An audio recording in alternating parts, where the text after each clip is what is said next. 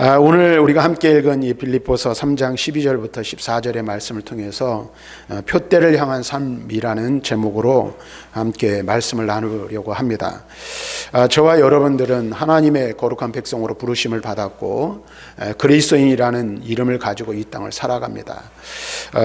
그리스도인 우리는 삶의 분명한 목표와 목적이 있는 사람들입니다.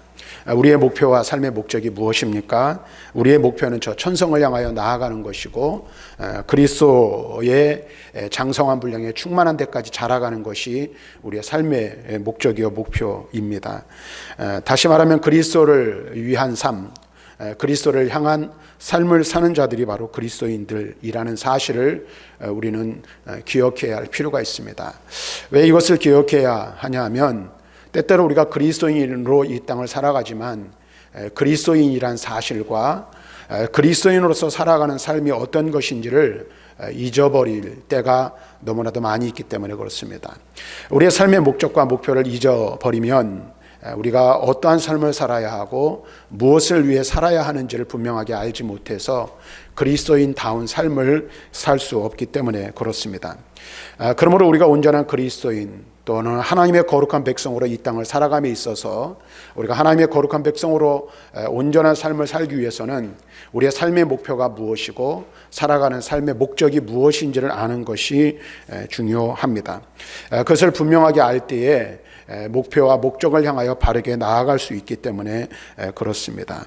뿐만 아니라 우리가 그와 같은 삶을 살 때에 우리를 위해 예비해 놓으신 하나님의 큰 상급과 은혜 또 하나님의 축복을 받아 누리며 살아갈 수 있게 되는 것입니다. 그래서 그러한 의미에서 오늘 우리가 함께 읽은 빌립보서 3장 12절부터 14절의 말씀을 통해 바울의 고백을 살펴보고 이 바울이 고백하는 그 고백의 내용을 통해서 우리 또한 어떠한 삶을 살아가야 하는 자들인지를 함께 말씀을 통해서 나눌 수 있는 귀한 시간이 되기를 바랍니다.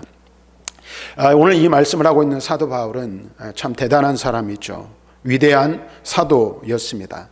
그가 다메섹 도상에서 예수 그리스도를 만나 변화된 이후 그는 일생을 주를 위하여 바친 삶을 살았습니다. 한마디로 말하면 대사도요, 위대한 사도라고 말할 수 있는 자가 바로 사도 바울이라고 말할 수 있습니다.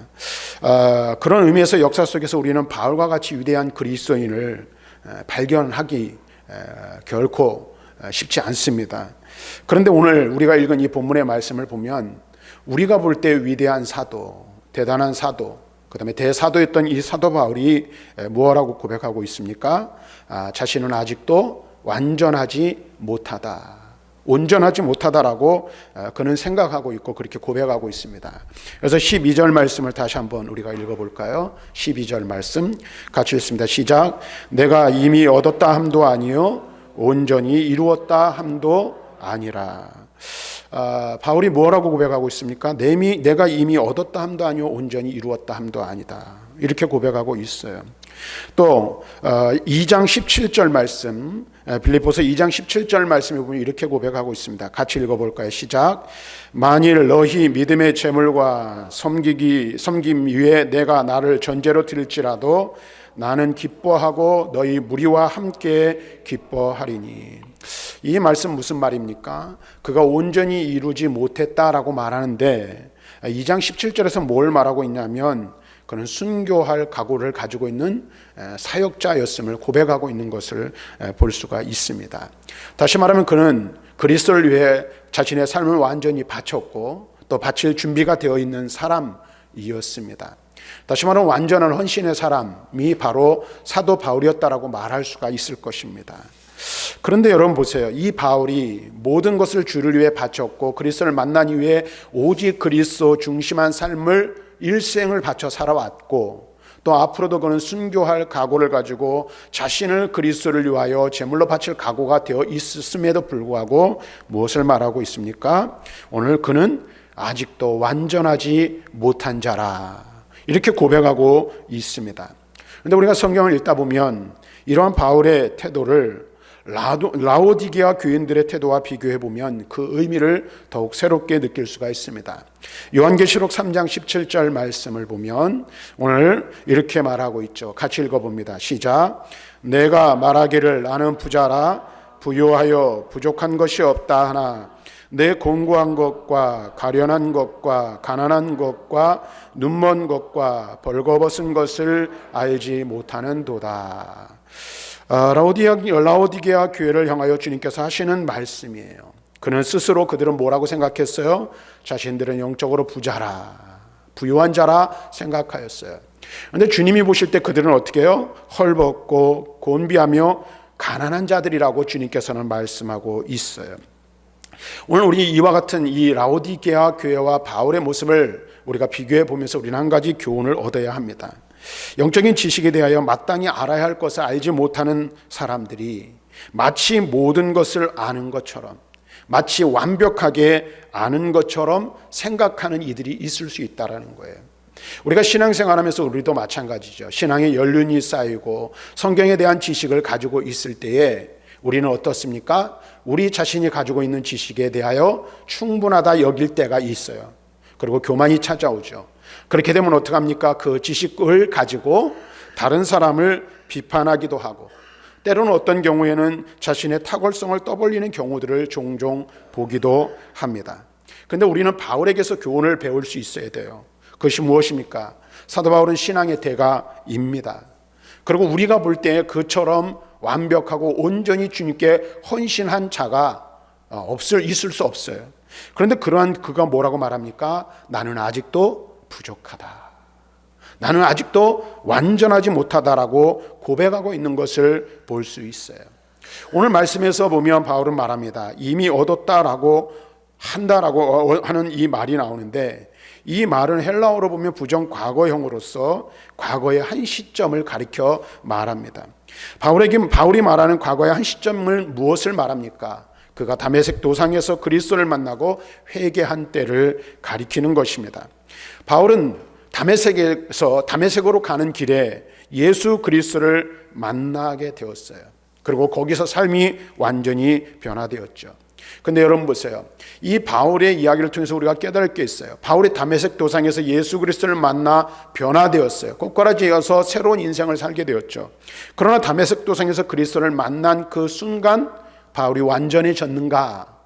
그렇지 않다라는 것입니다. 다시 말하면 그리스도를 보고 그리스도를 알았지만 그리스도를 아는 지식에 완벽하게 되었다라고 바울은 생각하지 않는다라는 것입니다. 여기서 우리가 중요한 교훈을 얻어야 할 것이 있습니다. 기독교는 어떤 종교입니까? 정체와 불임의 종교가 아니에요. 머물러 있는 종교가 아니죠. 또 생명의 종교입니다. 그래서 그 기독교는 계속해서 발전하고 전진해 나가는 종교일 뿐만 아니라 새 생명의 역사를 일으키는 역동적인 이 생산을 하는 종교라고 말할 수 있을 것입니다. 그리고 그것뿐만 아니라 그리스도를 아는 지식이 이 세상 그 어떤 지식보다 가장 고상하고 아름다운 지식임을 우리는 알 수가 있습니다. 그런데 여러분 보세요. 바울이 다메섹 도상에서 그리스도를 만났는데 이미 얻었다 함도 아니요라고 말하고 있는 것은 무엇입니까? 기독교는 완전한 종교이고 완전한 지식을 성경은 우리에게 주지만 우리의 삶의 영적인 삶을 살아감에 있어서 우리는 어떻습니까? 한꺼번에 한순간에 완벽하고 완전하게 되는 것이 아니란 사실을 우리들에게 말씀해주고 있는 것입니다. 다시 말하면 그리스도를 아는 지식을 우리는 날마다 추구해야 하며 그리스도 예수 안에서 날마다 성장해 나가야 함을 우리들에게 말씀해주고 있는 것입니다. 그래서 오늘 말씀 보면 이미 온전히 이루었다라는 이 말은 내가 완전해졌다라는 말인데 온전히 이루었다 함도 아니요 라고 바울은 말하고 있어요. 이 말씀을 볼 때 뭐예요? 바울은 현재의 기준으로 보아도 그래서 그리스도를 다 안다라고 말할 수 없다라고 고백하고 있는 것입니다. 여러분 그렇죠. 그리스도를 안다는 것, 그것은 그리스도를 실제적으로 그리고 인격적으로 안다는 것을 말하는데 바울은 현재로서 그리스도를 완전하게 알고 있다라고 말할 수 없다라고 고백하고 있는 거예요. 이것은 그리스도를 아는 바울의 지식이 구원에 부적합하다라는 말은 결코 아닙니다. 우리가 가지고 있는 지식이 구원에 이르기에 모자라다는 게 아니에요. 무엇입니까? 사랑하는 성도 여러분, 그리스도를 다 알기에는 너무나 위대하신 분이시기 때문에 우리는 계속해서 신앙생활을 통하여 뭐 해야 돼요? 그리스도를 알아가야 한다라는 거예요. 그리스도를 닮아가는 삶을 살아야 한다라는 거예요. 그래서 오늘 우리는 우리의 삶의 목적과 방향은 뭐예요? 그리스도의 장성한 분량에 충만한 데까지 계속해서 자라가야 한다라고 바울은 여기서 우리에게 가르쳐주고 있는 것입니다. 사랑하는 여러분, 우리 중에 바울처럼 율법의 의로는 흠이 없다라고 말할 수 있는 사람이 과연 누가 있겠습니까? 그런데 오늘 본문을 기록하고 있는 사도 바울은 율법의 의로는 흠이 없다라고 할 정도로 정말로 흠이 없는 완전에 가까운 사람이었습니다. 근데 그가 고백하고 있습니다. 이미 온전히 이루었다 함이 아니라고 말합니다. 온전히 이루었다고 그는 생각하지 못했어요. 이 정도 믿고 이 정도 알면, 내가 이 정도 신앙생활 했으면 됐다라고 바울은 생각하지 않았다라는 거예요. 근데 여러분, 우리는 어떻습니까? 우리는 그런 경우들이 있어요. 내가 이 정도 믿으면 됐지, 이 정도 신앙 지식을 가지고 있으면 이 정도면 되지 않았을까, 내가 이 정도 그리스도와의 관계를 가지면 되지 않았을까 하는 그런 생각들을 갖는 경우들이 종종 있다라는 거예요. 그런 분들은 어떻게 해요? 머무르는 순간 그 자리에 머물러 있는 것이 아니라 뒤로 후퇴하게 되어 있다는 사실을 우리는 잊지 말아야 합니다. 사도 바울은 신앙의 백전노장입니다. 그런 그가 그리스도를 알기 위해 계속해서 노력하고 있다라고 고백하고 있는 거예요. 그래서 그의 인생을 무엇에 비유하고 있습니까? 달리기에 빗대어 말하고 있어요. 12절 말씀을 다시 한번 보겠습니다. 12절 우리 같이 읽습니다. 시작. 오직 내가 그리스도 예수께 잡힌 바 된 그것을 잡으려고 달려가노라. 뭐라고요? 그리스도 예수께 잡힌 바 된 그것을 잡으려고 달려간다라고 바울은 고백하고 있어요. 내가 그리스도 예수께 잡힌 바 된 그것은 무엇을 말합니까? 이 말은 내가 그리스도 예수께 붙잡혔다라는 말이에요. 그리스도 예수께서는 다메섹 도상에서 바울을 완전하게 장악하셨어요. 그를 완전하게 붙드신 거예요. 그래서 그리스도께서 바울을 이렇게 장악하셨기 때문에 바울은 자기에게 부여된 목표를 향하여 달려갈 수 있게 되었다라고 말하고 있어요.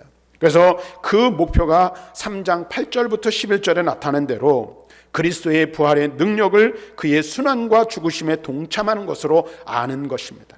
바울은 그리스도를 이렇게 실질적으로 완전하게 아는 것을 무엇으로 비유하고 있냐 하면 잡는다라는 말로 표현하고 있어요. 이 잡는다라는 말의 표현은 깨닫다 혹은 붙잡다라는 뜻입니다. 그리스도께서 다메섹 도상에서 바울을 꽉 붙잡아, 다시 말하면 바울을 완전하게 체포해서 전혀 새로운 인생의 방향을 가게 하셨다라는 이러한 의미의 말입니다. 그래서 이제 바울은 자기를 붙잡으신 그리스도를 붙잡기 위해 인생의 전력 투구를 하고 있음을 고백하고 있는 것입니다. 사랑하는 성도 여러분, 참된 신앙인은 평생 배울 것이 많다고 생각하고, 그래서 어린 아이에게서도 배울 것이 있다는 겸손한 자세로 전진하는 사람들임을 잊지 마시기를 바랍니다. 그래서 그리스도인의 삶은 머물러 있는 삶이 아니에요. 멈추어 서는 게 아니에요. 어느 정도 신앙생활하면 만족하다 여기고 그 자리에 서 있는 그러한 사람들이 아님을 알아야 돼요. 그리스도인의 삶은 무엇입니까? 그리스도인의 삶은 달리며 사는 인생이에요. 달리며 인생을 마감하는 사람이 바로 그리스도인이라는 사실을 우리는 알아야 합니다. 그래서 바울은 또 한 가지 일에 집중해요. 3장 13절 말씀을 한번 읽어볼까요? 시작. 형제들아, 나는 아직 내가 잡은 줄로 여기지 아니하고 오직 한 일, 즉 뒤에 있는 것은 잊어버리고 앞에 있는 것을 잡으려고. 자, 여기서 우리가 먼저 주목해야 될 말은 이거예요. 한 일. 개역 성경에는 한 가지라고 되어 있어요. 여기서 이 한 일은 문맥상 그리스도를 실질적으로 그리고 인격적으로 완전하게 아는 것, 즉 그리스도의 부활의 능력을 아는 것을 말하는 것입니다. 바울은 이 한 가지 일에 집중하고 있음을 말하고 있어요. 그러면서 무엇을 말하고 있습니까? 이 한 가지 일, 그리스도를 붙잡는 그 일을 집중하기 위해 어떻게 합니까? 뒤에 있는 것은 잊어버리고 앞에 있는 것은 붙잡는다. 이렇게 말하고 있는 거예요. 뒤에 있는 것은 뒤에 있는 것들을 말하는 거예요. 그렇다면 뒤에 있는 것들은 뭘 말하고 있습니까? 바울의 과거를 가리킨다라고 말할 수 있어요. 이 바울의 과거를 말하는데 과거에 잘못한 것 뿐만 아니라 바울이 잘했던 것들까지도 포함하는 말이라 할 수 있습니다. 바울의 과거가 어땠습니까? 율법으로 의롭게 되려 했던 것들이 바로 바울의 과거라고 말할 수 있죠. 뿐만 아니라 그가 다메섹 도상에서 예수 그리스도를 만난 이후에 그리스도의 사도로 살면서 교회를 위하여 했던 모든 행위들까지도 과거의 일로 포함될 수 있는 거예요. 그런데 여기서 보세요. 교회를 핍박한 것 등 잘못한 것들과 그리스도인으로서 지금까지 성취한 것들을 다 포함하는데 바울은 내가 이만큼 이루었다라고 생각하는 자기 공로, 자기 의를 철저하게 기억에서 지워버리며 살았다라는 것을 말하고 있는 거예요. 여러분 보세요. 과거를 지워버린 것이 아니라 과거의 일들이 자신의 관심을 끌거나 자신의 진보를 방해하지 못하도록 한다는 의미에서 잊어버렸다라고 바울은 고백하고 있는 거예요. 잊어버리고라는 이 말은 현재 분사형으로 계속해서 잊어버리는 것을 말하는 거예요. 한번 잊어버리고 끝나고, 우리는 근데 그러죠. 그런 경우들이 있어요. 그게 뭐예요? 옛날 일을 되씹는 경우들이 많아요. 근데 우리가 보면은 좋은 일도 그렇고 나쁜 일도 그래요. 그래서 우리가 어떤 이 인생을 살면서 어떤 이 사건이, 크고 작은 사건들이 있으면 어떻게 합니까? 그것을 계속해서 되뇌어요. 근데 바울은 그러한 것들을 다 잊어버렸다는 거예요. 오늘 그것을 이야기하고 있어요. 그리고 계속해서 잊어버리는 것을 말하는 거예요. 자, 이것은 그리스도를 완전하게 알게 하는 것들을 말하는데 앞에 있는 것들이라는 말이에요. 앞에 있는 것들을 붙잡는다라고 그랬죠. 이 잡는다라는 것은 계속적인 행동 또한 계속적인 행동을 말하는 겁니다. 이 말의 원뜻은 이런 거예요. 몸을 앞으로 굽힌 채 손을 앞으로 내밀어 달려가는 것을 의미하는 것입니다. 다시 말하면 오직 앞에 있는 목표를 향하여 온 힘을 기울여 달려가는 것처럼 그의 인생을 묘사하고 있는 거예요. 그렇죠? 달리기 선수가 어떻게 합니까? 바톤을 붙잡기 위해서 손을 내밀고 달려가잖아요.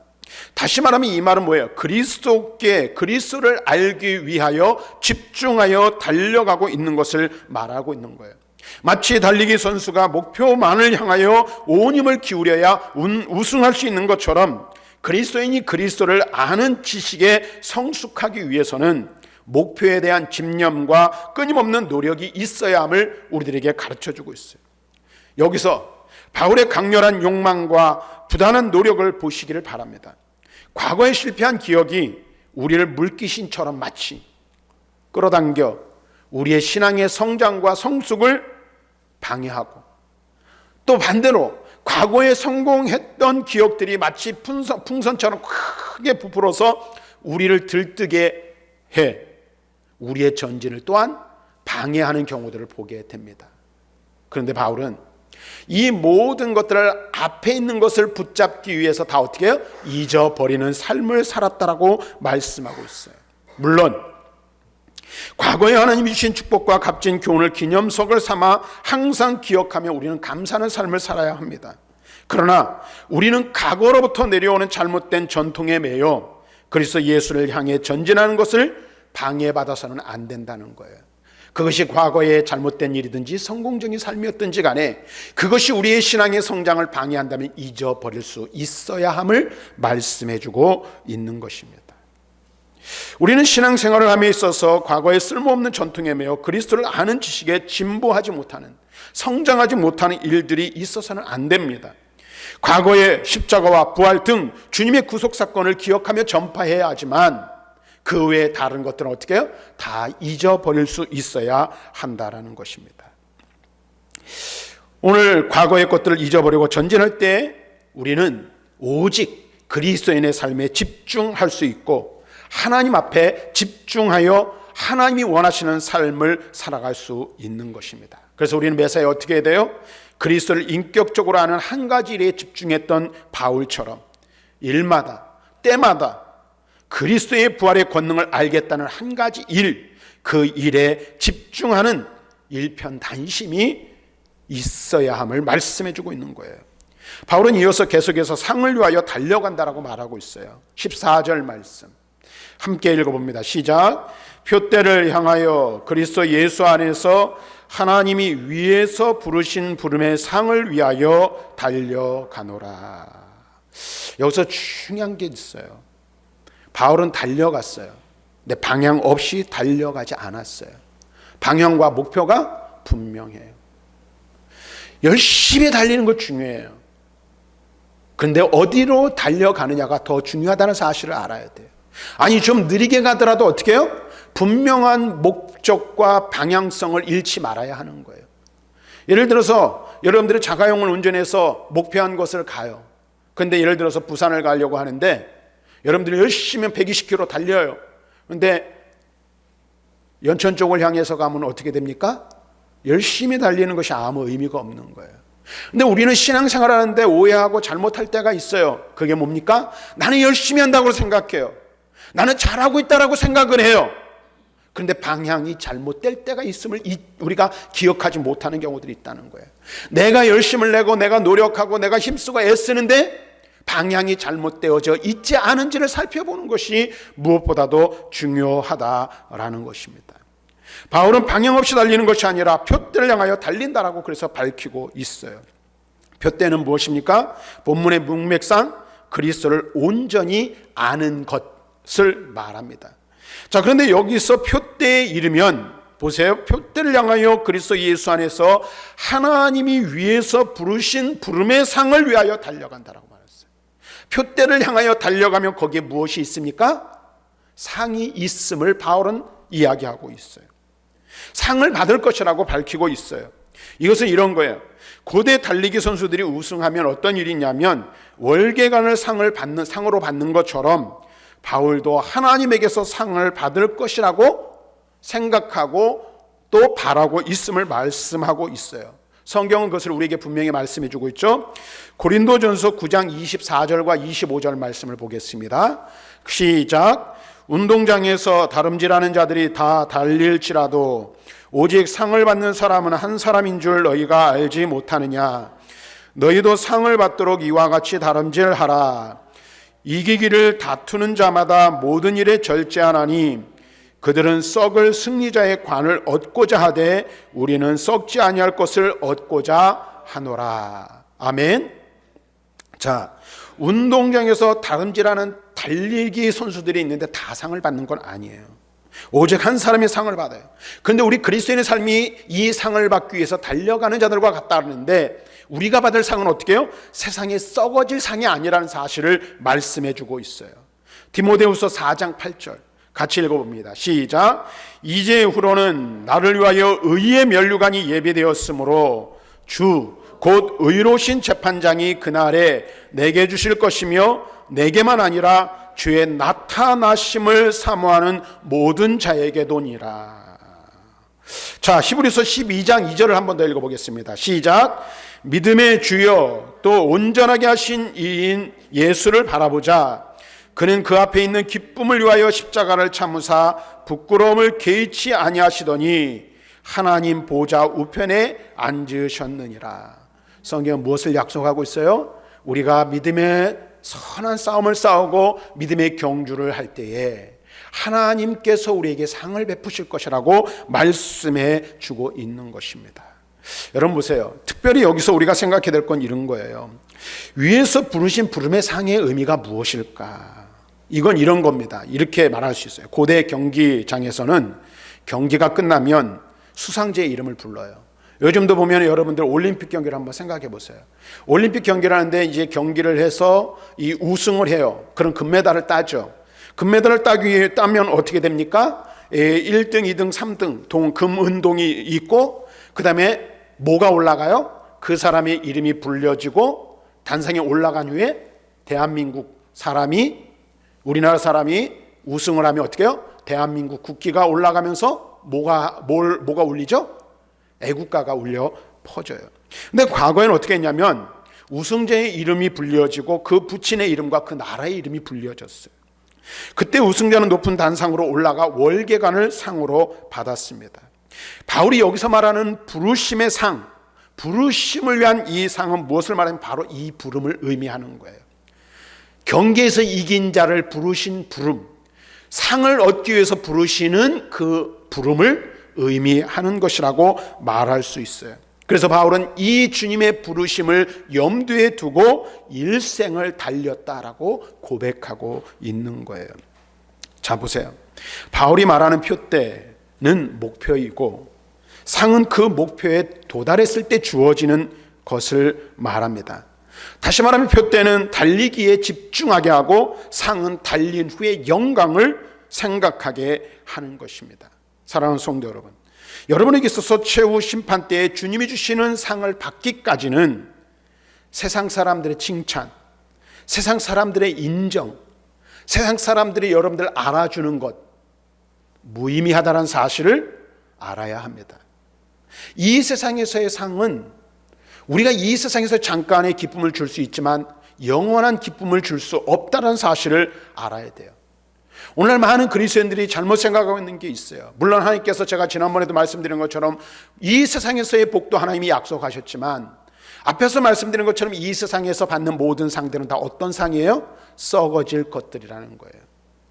오늘 우리는 어떻게 합니까? 바울처럼 썩지 아니할 영원한 영광의 상을 받기 위하여 표대를 향하여 나아가는 자들이 있고, 주님께서 우리의 이름을 부르며 우리에게 상을 주실 것을 기대하며 나아가는 자들이라는 사실을 우리는 분명하게 기억해야 하는 것입니다.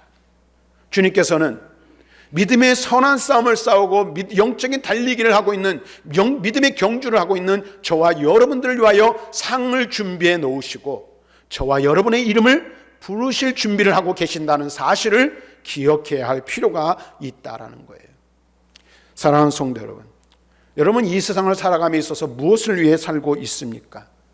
무엇을 바라보며 인생을 달려가고 있습니까? 여러분의 삶의 목적과 목표가 무엇입니까? 혹시 이 세상에 썩어질 것을 여러분의 삶의 목적과 목표로 두고 살아가고 있지는 않습니까? 잠깐이면 다 사라져버릴 헛된 세상의 것들에 여러분의 마음을 빼앗기고 여러분의 심령을 지배당하고 있지는 않은지 한번 생각해 보아야 한다는 거예요. 우리 인생의 목적과 방향은 어디입니까? 표대이신 예수 그리스도이십니다. 그리고 그분을 향하여 달려가고 믿음으로 전진해 나가는 우리를 위하여 준비해 놓으신 상을 얻기까지, 우리는 그 상을 받기 위하여 부르심을 받기까지 오늘 그리스도를 향하여 그리스도를 바라보며 나아가는 자들이라는 사실을 잊지 않기를 바랍니다.